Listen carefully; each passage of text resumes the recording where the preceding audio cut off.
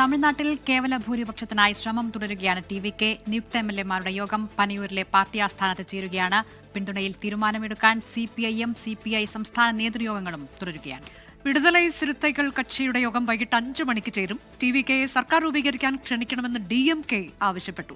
ജനവിധി അംഗീകരിച്ച് governor നടപടിയെടുക്കണമെന്നാണ് Kanimozhi MP പറഞ്ഞത്. കേൾക്കാം. தேர்தல் முடிவுகள் யாருக்குமே ஒரு தெளிவான தீர்க்கமான பெரும்பான்மையை கொடுக்காத ஒரு சூழ்நிலையில நிறைய குழப்பங்கள் இருக்கக்கூடிய ஒரு நிலையை அது உருவாக்கி இருக்கிறது. அடிப்படையில் அதுதான் இத்தனை குழப்பங்களுக்கும் காரணமா இருக்கு. இல்லைங்க, இப்போ இருக்கிற சிச்சுவேஷன்லேயே நிறைய கன்ஃபியூஷன்ஸ் இருக்குது. ஸோ ஒவ்வொருத்தரும் ஒரு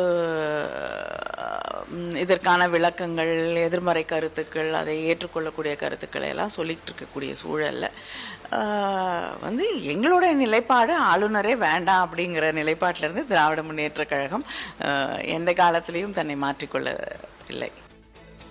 മനേഷ് മൂർത്തി വിവരങ്ങളുമായി ചെന്നൈയിൽ നിന്ന്. മനേഷ്, 118 പേരുടെ പിന്തുണയുള്ള കത്ത് നൽകണം എന്നതിൽ ഗവർണർ ഉറച്ചു നിൽക്കുന്നു. അങ്ങനെയെങ്കിൽ എന്താണ് ടി.വി.കെയുടെ തുടർ നീക്കങ്ങൾ?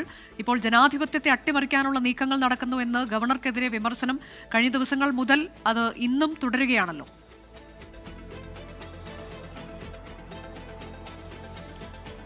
അനുജ, ദിൽന, കോൺഗ്രസിന്റെ നേതൃത്വത്തിൽ ഇന്ന് ഈ ഗവർണർക്കെതിരെ അല്ലെങ്കിൽ ഗവർണറുടെ നിലപാടിനെതിരെ വലിയ തോതിലുള്ള പ്രക്ഷോഭം പോലും ഇന്നിപ്പോൾ സംസ്ഥാന വ്യാപകമായി നടന്നിട്ടുണ്ട്. ആ തരത്തിലുള്ള പ്രതിഷേധങ്ങൾ ഒരു ഭാഗത്ത് നടക്കുന്നു. ടി.വി.കെയുടെ നേതൃത്വത്തിൽ ഇന്നിപ്പോൾ ലോക്ഭവന് മുന്നിൽ പ്രവർത്തകർ വലിയ തോതിലുള്ള പ്രതിഷേധവുമായി ഒക്കെ എത്തുന്ന ഒരു കാഴ്ചയുമുണ്ട്. മാത്രമല്ല, സംസ്ഥാനത്തിന്റെ വിവിധ ഇടങ്ങളിൽ സ്ത്രീകൾ ഉൾപ്പെടെയുള്ളവർ നിരാഹാര സമരം അനുഷ്ഠിക്കുന്ന ഒരു നിലയൊക്കെയുണ്ട്. അതായത് ടി.വി.കെയെ സർക്കാർ രൂപീകരിക്കാൻ ക്ഷണിക്കാത്തതിൽ പ്രതിഷേധിച്ചുകൊണ്ടുള്ള സമരങ്ങൾ നടക്കുന്നു. എന്തായാലും മറുഭാഗത്ത് ഒരു ശുഭപ്രതീക്ഷയിൽ തന്നെയാണ് ടി.വി.കെ എന്നുള്ളതാണ് നമുക്ക് മനസ്സിലാക്കാൻ കഴിയുന്ന ഏറ്റവും പ്രധാനപ്പെട്ട കാര്യം. DMKയുടെ അല്ലെങ്കിൽ DMK സഖ്യത്തിലുള്ള കോൺഗ്രസും അതുപോലെ കോൺഗ്രസ് അവിടെ നിന്നും നേരത്തെ തന്നെ പോയതാണ്. അതിൽ വലിയ തോതിലുള്ള വിമർശനം സ്റ്റാലിൻ്റെ ഭാഗത്തു നിന്നും ഉണ്ടാവുകയും ഒക്കെ ചെയ്തിട്ടുണ്ട്. പക്ഷേ എന്തായാലും നിലവിൽ CPIയും അതുപോലെ തന്നെ BCK ഈ പാർട്ടികൾ പോകുന്നത് MK സ്റ്റാലിൻ്റെ അനുമതിയോട് കൂടിയാണ് എന്നുള്ളതാണ് നമുക്ക് മനസ്സിലാക്കാൻ കഴിയുന്നത്. എന്തായാലും CPIMൻ്റെയും CPIയുടെയും യോഗങ്ങൾ ഇപ്പോൾ ചേർന്നുകൊണ്ടിരിക്കുകയാണ്. ഉച്ചയ്ക്ക് ശേഷം അതിൻ്റെ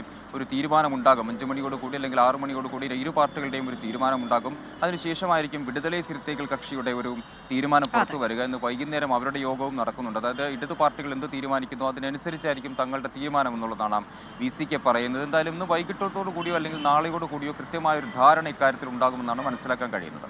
അനുജ, ദിൽന. അതാണ്, തമിഴ്നാട്ടിലും അങ്ങനെ ഒരു അനിശ്ചിതാവസ്ഥ തുടരുന്നുണ്ട്.